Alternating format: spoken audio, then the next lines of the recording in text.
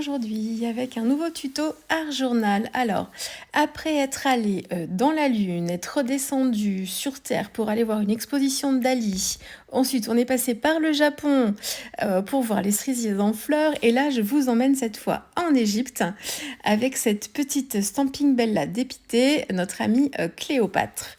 Alors, je vais vous proposer une page d'Art Journal avec un fond gel presse. Donc voilà, je vais partir là-dessus. Et en fait, je me suis inspirée du combo couleur du packaging, en fait, la proposition de colorisation du tampon pour déterminer mon combo de couleurs. Et j'ai fait un premier essai, en fait, une sorte de petit brouillon dans mon carnet à Neumule. Donc voilà, pour voir un petit peu les couleurs. Donc là, je suis sur un fond aquarelle, c'est pas du tout ce que je vais faire, c'est pas du tout ce que je vais vous montrer. Mais c'était surtout pour tester, en fait, ma petite pâte de texture spéciale, là, qui s'appelle Tacky When Dry, c'est-à-dire qu'elle colle quand elle sèche. Et je voulais l'utiliser avec un pochoir et des feuilles d'or pour le côté dorure, parce que c'est ce que je voulais vraiment dans cette page d'Art Journal, c'était vraiment les dorures égyptiennes sur les papyrus, sur les objets, enfin vraiment ce côté clinquant, très vraiment feuille d'or. Donc ça, c'est mon point de départ à l'inspiration. Donc je me suis servie, alors en inspiration aussi, d'un fond que j'avais fait avec des acryliques, et il y avait un petit peu d'ocre jaune et un petit peu de doré. J'aimais bien cet effet, c'était un peu ce que je recherchais. Et j'ai fait une autre vidéo aussi l'année dernière, cette fois, où je partais sur un fond craft et j'avais utilisé de la peinture bleue turquoise et de la peinture dorée.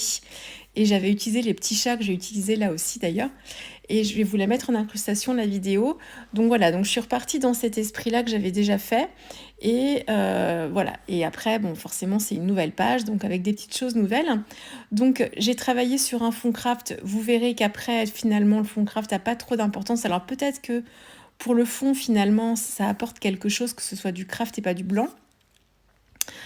Le côté un petit peu plus terne en dessous, mais bon, vous allez voir qu'après je change. J'ai mis du masking tape tout autour et avec une séparation au milieu parce que je veux travailler une double page comme ça, et je voulais pas forcément à la base découper en fait des rectangles et les coller sur un morceau de papier, mais vous allez voir qu'après je découpe tout ça, donc ça sert à rien. Donc c'est des étapes que vous pouvez sauter vous sans aucun problème. Et je fais une première impression gel presse avec plusieurs peintures acryliques dans des turquoises. Alors j'ai de la Liquitex, mais j'ai pas que ça. Une première impression, et ensuite je viens mettre de la peinture dorée sur ma gel presse, et je viens appliquer de chaque côté de ma gel presse deux pochoirs. Ce sont des pochoirs de la Fée du Scrap, et vous voyez sur les pochoirs de la Fée, alors ils sont peut-être pas comme ça les derniers qui viennent de sortir, mais en tout cas cette génération là, vous aviez en fait un petit jour en fait en haut du pochoir pour les accrocher dans les rayons. Et en fait, ça m'a gênée, mais d'un côté, je m'en suis servie après, donc comme quoi. En fait, j'ai mis les deux pochoirs comme ça, je voulais récupérer les triangles. J'ai appuyé un peu ma feuille dessus, mais j'ai pas mis le plat de ma main sur toute la surface de ma feuille. Je voulais que certains endroits, parce que je voulais pas qu'on voit le cadre carré du pochoir tout autour. Donc seulement à certains endroits pour avoir vraiment que les petits triangles. Et en fait, vous voyez, en bas de ma page, là, vous avez l'impression du haut du pochoir qui était en motif plein, et donc ce côté un peu, ce petit cylindre comme ça, je sais pas trop comment on peut appeler ça, vous voyez ici de chaque côté. Bon, ça me gêne pas, je vais mettre mes éléments dessus, donc ça je le verrai pas, et le fait que j'ai une partie pleine comme ça dorée me fait un sol, et ça me va très très bien aussi. Donc voilà, c'est une façon de récupérer un peu des effets qu'on a et qu'on n'aurait peut-être pas forcément voulu avoir.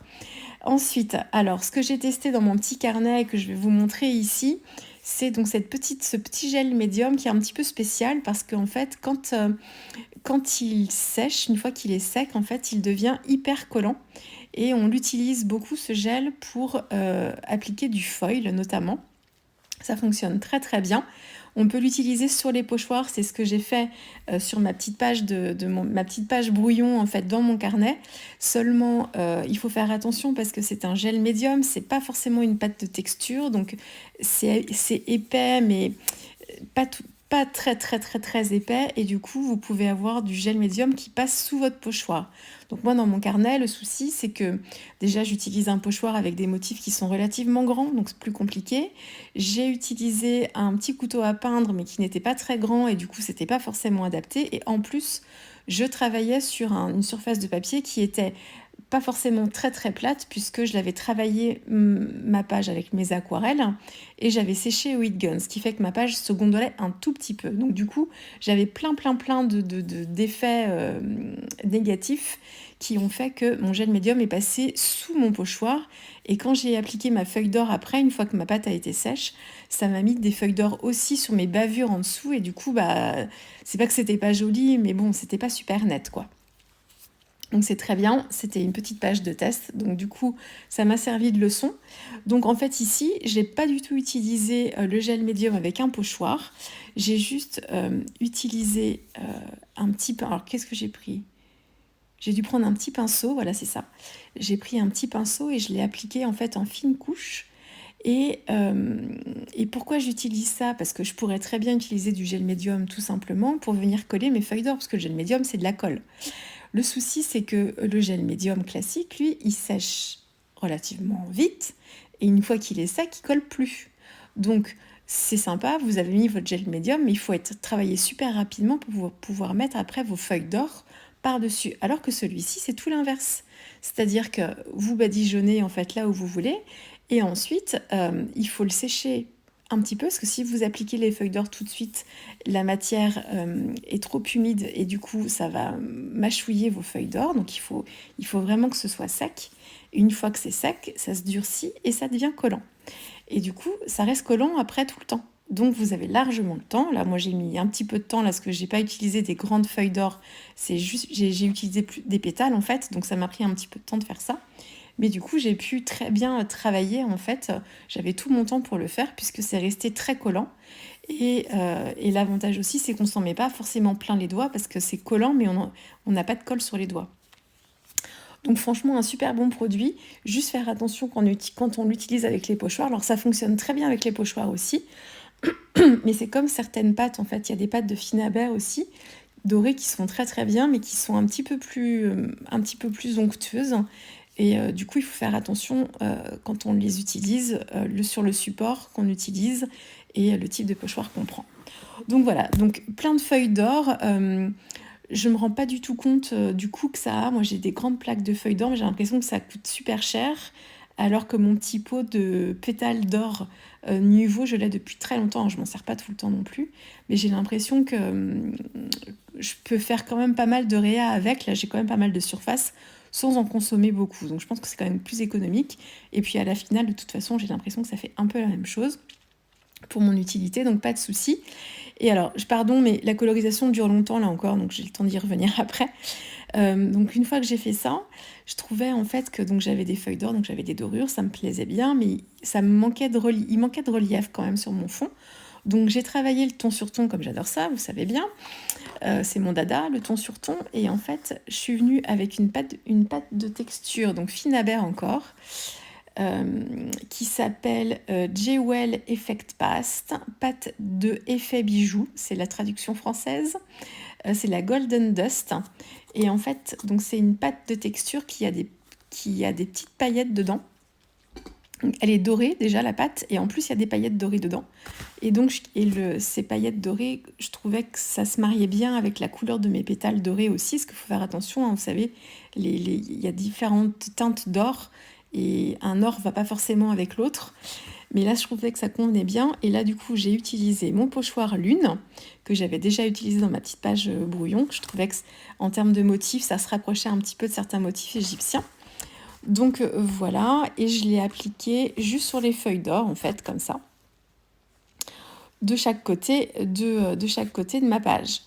Donc voilà, et après c'est tout pour cette étape-là. Ensuite, je m'attaque à ma colorisation. Donc j'utilise toujours mes luminances. Là, je suis toujours en pleine exploration de ces crayons.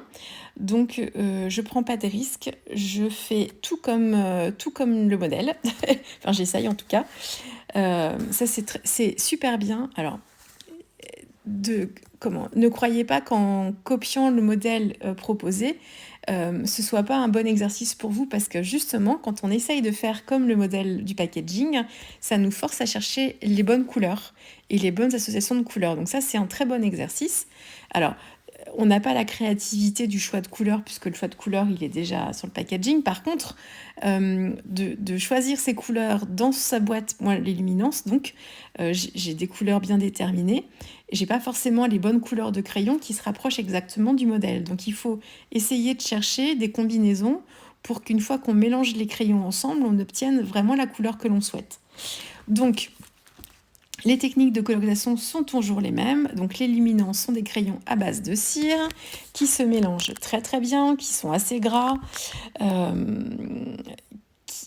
Alors, je ne vais pas le dire à chaque fois, mais qui peuvent être plus simples pour certaines, mais pour d'autres comme moi qui ai plutôt commencé à travailler avec les polychromos qui sont des crayons à base d'huile. Du coup, je suis un peu déstabilisée avec les crayons à base de cire. Il faut avoir le geste très souple, ne pas trop appuyer puisqu'on dépose beaucoup de matière dès le départ.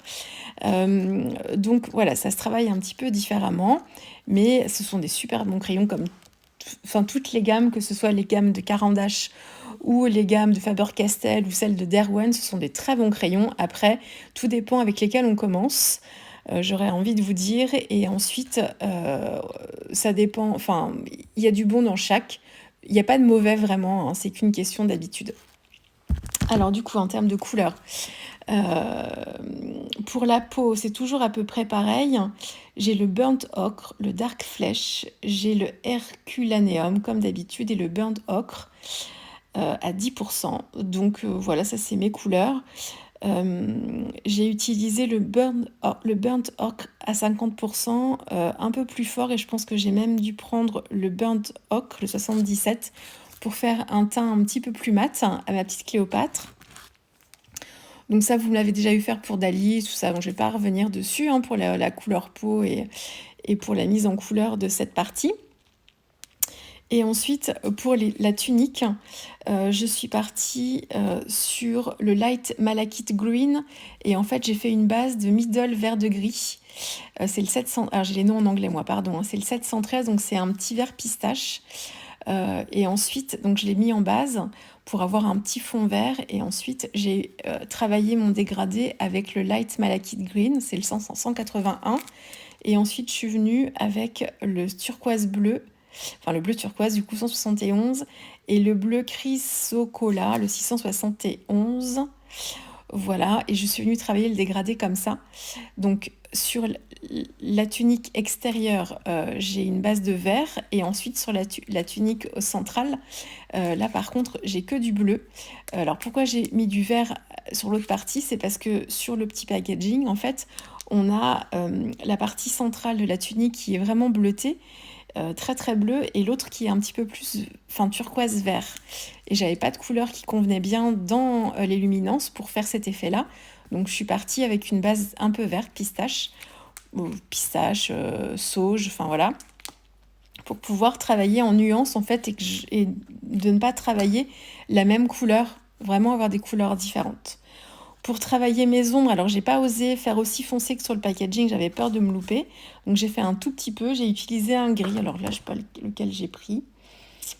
Un petit gris pas trop foncé quand même, hein, donc j'ai peut-être pris le gris de peigne à 30%, peut-être. Je pense.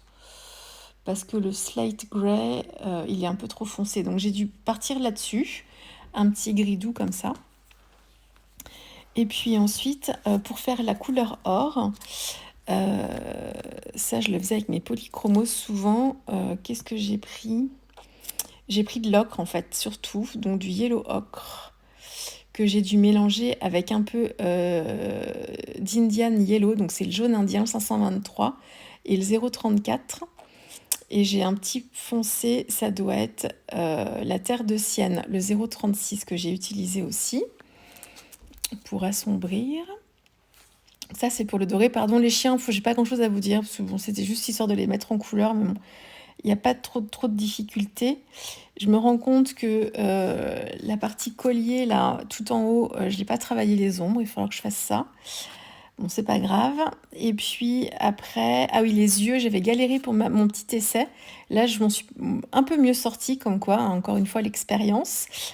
Pour avoir un côté un petit peu doré sur le milieu de la paupière mobile, et du vert sur les extérieurs. J'avais pas bien réussi la première fois et j'avais fait du vert partout du coup, et j'avais rajouté des paillettes parce que ça me plaisait pas. Là, vu que j'ai plein de bling bling, j'ai pas mis de paillettes. Donc voilà, et les petites pierres précieuses, j'ai fait un petit mélange de cornéliane, c'est un petit orange, c'est le 850, et j'ai dû ajouter un peu de crimazone alizarine, le 589 pour les pierres rouges. Et j'ai une pierre bleue, j'ai dû prendre le bleu de Prusse ou le bleu d'Inde d'Entraîne, le 649, je ne sais plus, c'est tellement petit.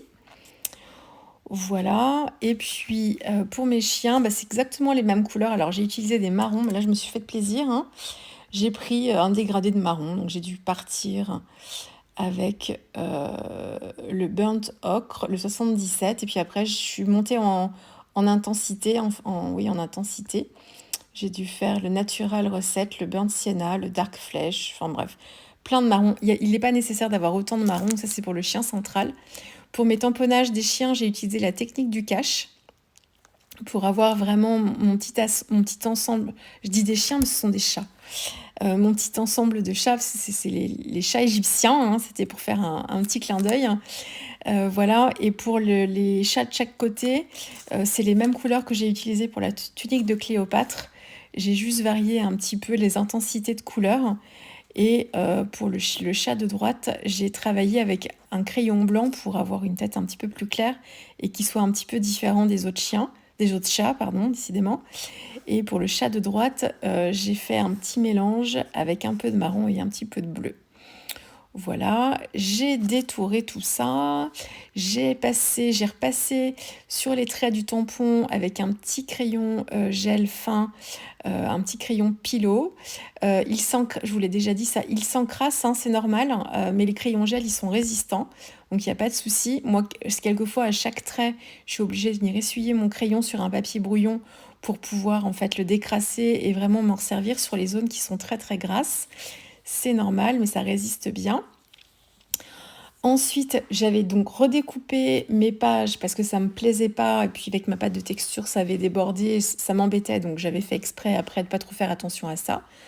Ensuite, j'avais mis un petit, comme c'était très très clinquant en fait, et ça manquait de relief. Alors, j'avais mis un petit trait de crayon noir sur la tranche de mes deux cartes en fait là, pour que ça ressorte un petit peu plus. Et puis du coup, du fait d'avoir mis un trait de crayon noir, enfin un crayon noir en fait sur la tranche, je me dis tiens, il faudrait que je mette, que j'assombrisse un petit peu le contour de mes deux cartes ici pour que avoir un effet de profondeur et un côté un petit peu plus vieilli et que ça ressorte un petit peu mieux. Donc j'ai commencé par utiliser la Black Soot en version Distress Ink, mais c'était pas assez foncé, donc ça m'a permis d'apporter une petite ombre un petit peu quand même, mais c'était pas suffisant. Donc j'ai repris la même brosse et j'ai utilisé de la Versafine clair noir cette fois, en déchargeant bien mon pinceau un petit peu avant sur un papier brouillon, pour éviter de faire trop de marques. Et du coup, là j'ai devant les yeux, et du coup on a un petit côté vieilli et ça atténue un tout petit peu le côté trop clinquant parce que c'était très très très très très très très doré tout ça. Donc ça me convenait mieux comme ça. Et après, j'ai hésité à mettre donc mes deux petites pages d'art journal. J'ai hésité à les remettre. Bon, sur un fond blanc, ça non, parce que ça tranchait trop. J'ai hésité à les mettre sur un fond craft. Donc j'avais un fond craft, le Painton en version craft, en version naturelle, mais c'était trop clair. J'avais hésité avec un autre craft un petit peu plus foncé, mais c'était trop foncé. Alors c'est pas que c'était pas bien, mais bon, ça me convenait pas. Et du coup, j'ai plutôt préféré partir sur un papier noir pour que ça ressorte bien. Et comme j'ai foncé en fait le contour de mes cartes avec mon encre noire, du coup, ça faisait une meilleure transition. Et ça me convenait mieux. Et du coup, ça faisait ressortir le côté doré. Voilà, donc vous voyez, j'essaye de vous montrer encore une fois le côté dorure. Donc là, je pense que vous le voyez bien, ça brille, hein. Et en fait, le fait d'avoir travaillé avec la gel presse, ça me donne un petit... Vous voyez, là, on a l'impression qu'elle est sur une dune et qu'en fait, derrière, c'est vraiment le ciel azur, quoi. Ça fait vraiment ça. J'ai pas fait des pyramides, j'y ai pensé et j'ai eu la flemme de les dessiner et puis de réfléchir à comment les faire. Bon, mes petites pyramides, elles sont en l'air, là, elles volent, là, vous voyez, là, avec le petit pochoir. Et puis, qu'est-ce que je voulais vous dire d'autre? Oui, mes titres. Alors, je n'étais pas inspirée, d'autant que là, en fait, avec la planche de tampons, il y a déjà des tampons textes, hein. Mais comme j'ai mis mes chats à côté, bah, du coup, je ne voyais pas comment mettre le texte, ça ne me convenait pas. Donc, je suis partie fouiner dans mes petits stickers Art by Marlène. Merci Marlène pour ces stickers parce qu'il y a toujours quelque chose qui convient. Alors, faudrait que je prenne le temps de traduire ce que je comprends pas parce que du coup, je les utilise pas. Alors, je comprends le sens global, mais je comprends pas forcément les jeux de mots sur certaines. Et là, j'ai donc choisi pour Cléopâtre, puis vu son air dépité, My inner voice says I am extraordinary. C'est ma voix intérieure me dit que je suis quelqu'un d'extraordinaire. Et je trouve que Cléopâtre, ça lui va bien, surtout avec sa tête. Et du coup, pour les chats à côté, je savais pas quoi leur mettre. Et puis, il y avait un petit mot, c'était piuf. Et quand on voit le chat au milieu qui lève les yeux au ciel, envie de dire Cléopâtre, ça suffit. Bonjour le melon. Bonjour le melon. Voilà, je trouvais que ça convenait bien. Bon, c'était mon inspiration du moment. J'ai pas collé mes pages parce que je les ai mises juste avec du double face SD-Colle. Là, je les ai sous les yeux SD-Colle, faut que je mette de la colle dessus parce que j'étais pas sûre de les laisser sur un fond noir. Donc, du coup, je les vois là qui se font la malle. Donc, il faut que je colle bien ça correctement. Et puis voilà, je pense que j'ai fait le tour de ce que je voulais vous dire. Je vais vous laisser avec les photos et la musique qui n'est pas la même que d'habitude. Alors, ma musique d'intro, oui, parce que c'est un enregistrement que j'ai et donc ça n'a pas de souci, mais ils m'ont changé mes musiques là, comme mon petit filigrane aussi, ma petite pastille en filigrane, je ne l'ai plus non plus. Donc j'en ai mis une autre qui est un peu plus présente, mais vous n'aurez pas la même musique de fin. Alors c'est déjà arrivé qui me supprime la musique que j'aimais bien. Quelquefois ça revient, peut-être que ça reviendra. Bon, c'est pas grave, j'en ai mis une autre. Tant pis, c'est pas bien, c'est pas très important. Voilà, écoutez, j'espère que ce petit tuto vous aura plu, le retour à la gel presse. Si c'est le cas, n'hésitez pas à mettre un petit pouce en l'air, à vous abonner si ce n'est pas déjà fait et à activer la petite clochette. Et puis on se retrouve très vite avec une prochaine vidéo. Je vous laisse avec Cléopâtre. J'ai pas la musique égyptienne, c'est dommage. Si vous avez un réel sur mon compte Instagram où j'espère, j'ai travaillé là-dessus. Je vous ai trouvé une petite musique d'égyptienne pour vous mettre dans l'ambiance si vous voulez une petite musique, une petite ambiance en plus du voyage. Allez, je vous laisse là et je vous dis à très vite. Au revoir.